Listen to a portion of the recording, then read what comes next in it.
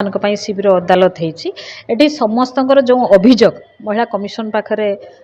दायर कर शुणा आम प्रत्येक मास प्रत्येक जिले में यही शिविर अदालत मध्यम आम पाखक आसी अभियोग को आम शुणु धैर्य सहित शुणु एवं कहार संपत्तिगत अधिकार मामला थाए कहार सेक्सुअल हेरासमेंट थाए कहार डाउरी टर्चर थाए कहार महिला चालान कथा हो यही सब यौतुक जनित घरे हिंसा जो कथा थाए किए भरण पोषण मेंटेनेंस न पाई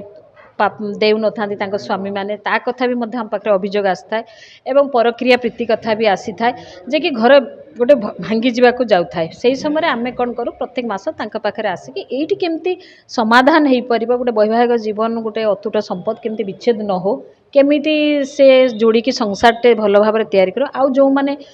जे कार्यरत महिला को कौन प्रकार हारेसमेंट करा जाए से कथा भी आम ये शुणु समस्त कथा शुणु तार महिलार सम्मान सुरक्षा सम्मान सहित बंचार राहा जे स्वप्न तार कर्तव्य एवं सरकार सचेतनता कार्यक्रम प्रशासन क्षेत्र केमती से जानवे एवं निर्भय भाव से एठी सब कथा को उपस्थापन करें से प्रत्येक मास आम पाक आसिक शुणु 25 जनकर शुणाणी आज अच्छी प्राय 3-4टी आम शुणी सारू कि महिला न्याय पाई आम बुझे जमी देखले 2टी केस को आम जमी माने सासू ससुर नणद भितर गोटे आपस बुझाणा नाला राग रोष था आम भी समाधान कर पठेलु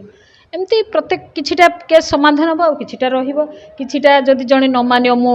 मेंटेनेंस देमिनी भरण का बुझीमिनी मो स्त्री नेमिनी मो स्त्री या ताको अतिरि हेले देखिबे लास्ट समय आम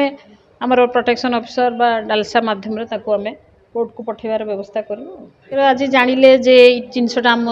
आमको खायापाई दौना आम बापघर पड़ी रहीचु आम छुआ को देखुना आम डाकुचु बुझौचु तुमर छुआ तुम तुम केमती लालन पालन कर तुम केमती भल रंसारटा उजुड़ी न जाऊ ये आम चेष्टा करूँ आमर विशेष मोट हूँ कहारी गोटे संसार उजुड़ी न जाऊ